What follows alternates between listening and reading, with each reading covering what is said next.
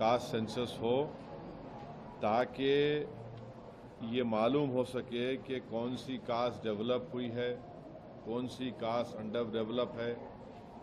और दूसरा यह कि फॉरवर्ड कास्ट में कितने वो लोग डेवलप हुए, कितने उसमें डेवलप नहीं हुए हैं। ये बहुत ज़रूरी है एफर्मेटिव एक्शन के लिए और इस देश में इंसाफ करने के लिए, क्योंकि सिर्फ 27% पे आप ओबीसी का रिजर्वेशन रोक दिए हैं, ये नाकाफ़ी है।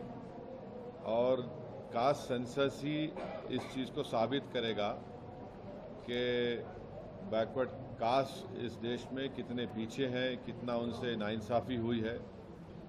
तो हम बीजेपी से डिमांड करते हैं कि आप बार बार ये बोलते कि आप क्या बोले, विकसित भारत बोलते, जनधन बोले, फिर आप 370 निकाल दिए, ये सब चीज़ें आप बातें करें, मगर कास्ट सेंसस के ऊपर हमेशा आप पीछे हटते थे।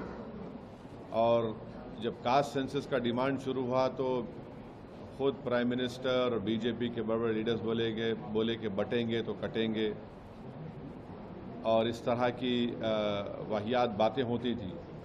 मगर कास्ट सेंसस करना ज़रूरी है। हम बीजेपी से जानना चाहेंगे कि आप क्या इसको शुरू कब करेंगे। देखिए, सेंसस शुरू होना है तो कास्ट सेंसस होगा, फिर ये कंप्लीट कब होगा, क्या 29 के पार्लियामेंट इलेक्शन से पहले ये रिपोर्ट आ जाएगी या नहीं आएगी। और साथ ही साथ ये है कि बीजेपी हमेशा बोलती पसमानदा मुसलमान।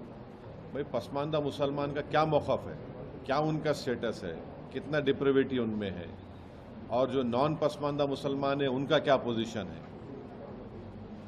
और तेलंगाना की हुकूमत, जो रेवंत रेड्डी सीएम है, उन्होंने यहाँ पर कास्ट सेंसस किया, जिससे मालूम हुआ कि 56.32% तेलंगाना में बैकवर्ड कास्ट का पॉपुलेशन है। और रेजोल्यूशन भी पास हुआ कि तेलंगाना में बैकवर्ड क्लास का रेजोल्यूशन 42% होना चाहिए।